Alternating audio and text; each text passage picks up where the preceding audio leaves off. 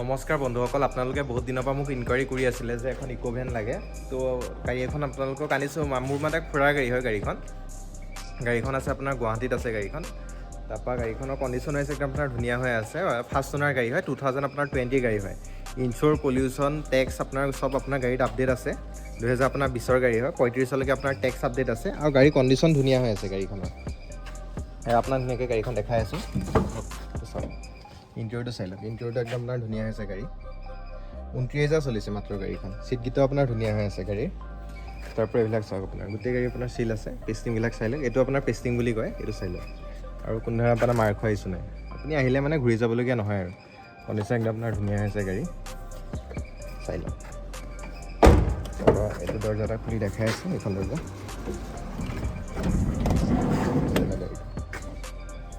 বুলবাৰডালো পাই যাব, আপোনালোকে লগাই ল'ব পাৰিব লাগিলে। আৰু 8 ছিটাৰ গাড়ী হয়।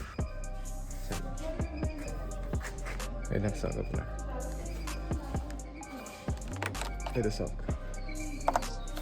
কোনো ইয়াত আপোনাৰ মাৰ খোৱাৰ চিন নাই, চাই লওক গাড়ীখন কোনো ৰিপেয়াৰ কৰা নাই এইবিলাক।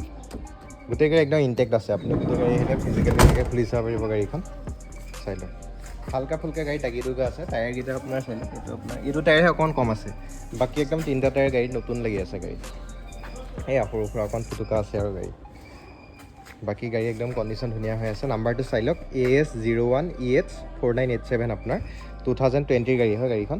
নন AC গাড়ী হয় খালি এইটো চাই লওক আপোনাৰ টায়াৰকেইটা নতুন একদম। 4টা টায়াৰ, 3টা টায়াৰ একদম নতুন গাড়ী, চাই লওক। এইবিলাকো চাই লওক আপোনাৰ, চব আপোনাৰ ইনটেক্ট আছে, চাই লওক। কোনো ধৰণে ইয়াত ৰিপেয়াৰ বা বনোৱা নাইকিয়া পিলাৰবিলাক।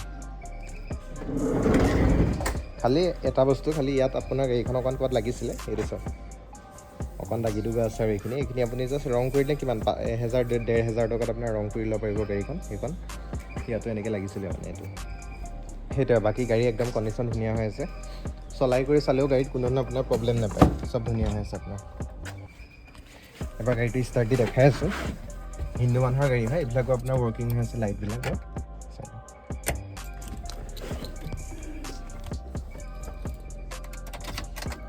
ৰানিংটো চাই লওক আপোনাৰ 29,077 আপোনাৰ গাড়ীখন ৰানিং হৈছে। ষ্টাৰ্ট দিছোঁ চাই লওক। চাউণ্ড একদম আপোনাৰ গাড়ী একদম ধুনীয়া হৈ আছে। তাৰপৰা খালি ইয়াত আপোনাৰ এইটো আপোনাৰ ইয়াত কিবা ৱাৰিঙৰ কাৰণে এইটো লাইট এটা জ্বলি আছে, এইটো লাইট আমি অফ কৰাই দিম আপোনালোকে আহিলে। এটাতো ছিট বেল্টৰ লাইট হয়।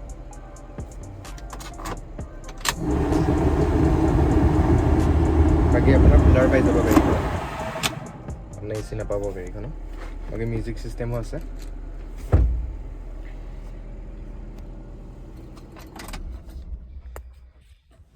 এতিয়া যদি ভিডিঅ'টো চাই আপোনালোকৰ কোনোবাই গাড়ীখন লওঁ বুলি ভাবিছে, তেনেহ'লে আপোনালোকে আহিব লাগিব আপোনাৰ গুৱাহাটী, আপোনাৰ যোনখন এপ'ল এক্সেল কেয়াৰ হয় যে, আপোনাৰ তালৈকে আপোনালোকে আহিব লাগিব। আৰু আমি গাড়ীখনৰ প্ৰাইচ ৰাখিছোঁ 3,70,000 টকা উইথ আমি ট্ৰান্সফাৰ কৰি দিম। আৰু যদি কোনোবাই ফাইনেন্সত লয়, তেতিয়াহ'লে অলপ কিবা এটা আপুনি এক্সট্ৰা পে' কৰিব লাগিব, যোনটো আপোনাৰ ফাইনেন্সৰ কষ্ট আহে।